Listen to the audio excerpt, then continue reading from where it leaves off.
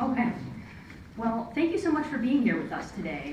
And if you wouldn't mind, before we get too much further, please do turn off your cell phones and your ringers. I just wanted to say a few minutes words before we get started about the theme of our conference and how we arrived at this theme and what it means to me personally. So, memory studies is not directly what I work on, but it is the underlying driving force behind what I do study in comparative literature, which is a rather particular art form out of 19th century Germany called the art song. And the art song, this is the songs of Schubert, Schumann, Beethoven, people like this, composers who took other people's poetry and set it to music, the poet frequently not being personally known to the composer, and that's important here. So, what does this have to do with memory studies? Well, the key witness for me is a more or less forgotten writer out of the 19th century called Wilhelm Müller. And Wilhelm Müller wrote the texts to Schubert's two great song cycles, Winterreise and Die schöne Müllerin, but he himself never knew it.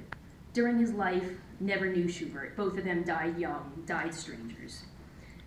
And even so, Müller had this prophetic sense during his life that his survival in posterity as an artist was going to depend on the intervention of another artist, namely specifically a composer.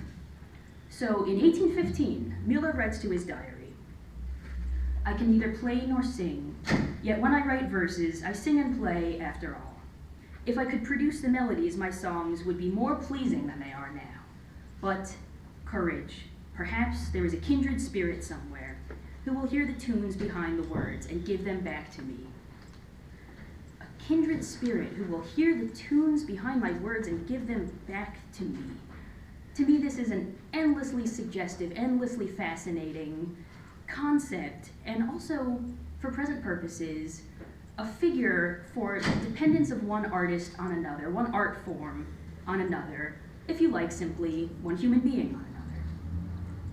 And Schubert really was Müller's artistic kindred spirit, because I would not be reading Müller if it were not for Schubert's musical compositions based on his poetry. Frankly, probably nobody would. Schubert truly did give Müller his poems back in time to the poet by giving them forward in time to us through his musical compositions.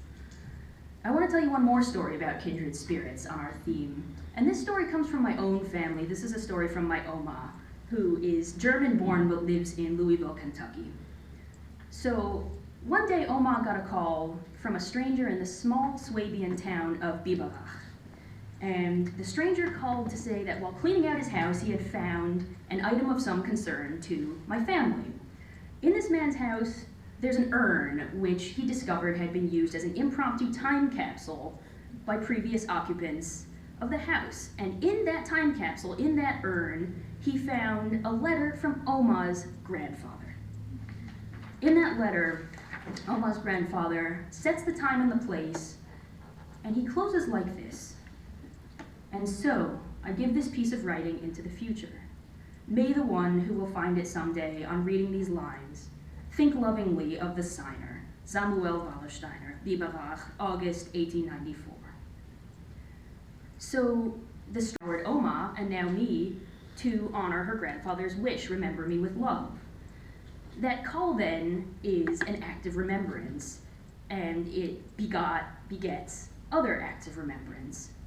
So to me, that call and the letter from Oma's grandfather, and in particular, the two of them taken together, are a symbol, if you will, for the processes of transfiguration and transmission at the heart of memory, embodied memory, as we came here to study it together today. Now, what greater privilege is there really, I would ask, than to be remembered by name, lovingly, by a kindred spirit? Both the poet Wilhelm Müller and grandfather Wallersteiner had this privilege, but the truth is that not everybody does. Those who end in a mass grave, those who are disappeared, those who in any sense become a statistic. These do not have that privilege of being remembered by name, being remembered individually. So it's a driving force of our conference then to know that there exist these vacuums of memory outside the reach of any kindred spirit. It's also a contrary driving force of our conference to know that in spite of these vacuums, in spite of their horror, even as we look them in the face, we, human beings, go on saying one name after another, remembering one lost person after another, going back in time and going back again. Because how can we do otherwise? In memory studies and in the comparative arts, we attend to vacuums, we attend to absences, to losses, to things that can't stand on their own, things that are incomplete. And so in this context, we can talk about poetry that misses its music and hankers to be song. We can talk about music that depends on image or word or dance for the completion of its meaning. Art form depends on art form, artist on artist, and on this analogy, a Jewish man in an isolated German village signs a letter to an unknown kindred spirit of the future. This is metaphor, but it's the metaphor that stands at the heart of my work and at the heart of the case that I want to make for you today for the marriage of memory studies and the comparative arts. Remember me with love, and you will give my life and my work back to me. Now, Professor Holloway has written a book, an earlier book called Jim Crow Wisdom, and in this book he has a beautiful description of the work of the Alvin Ailey Dance Company. And in this beautiful description, you can see the ethical nuances of the relationship between word, story, music, and dance in the work of this dance company. And importantly for our purpose today, you can feel the force of blood memory, collective memory, in those channels of those relationships between media and between artists. And this is what first put it in my head to invite Professor Holloway to speak to us here today as our keynote speaker, and thank you so much for being here. I appreciate also the fact that his medium is scholarly, but it's also personal and it's also ethical. And in my own opinion, that's how things have to be in this field. Because our theme demands something of us. It asks us, how can we be kindred spirits not only to the dead, but also to the living, including those in our own midst? We're so grateful to have you here joining us for this work today at this conference, which just by chance happens to fall on the eve of the 15th anniversary of a particular tragedy that struck close to here and which most of us, all of us in this room, presumably remember and may be thinking about. I also just want comparative arts, Daniel Albright, who died within the past 2 years and was a major influence on my thinking about the relationship between artist and artist and art form and art form. So thanks so much to all of you for being here today with us. We're very grateful. We want to acknowledge a lot of people who made this possible.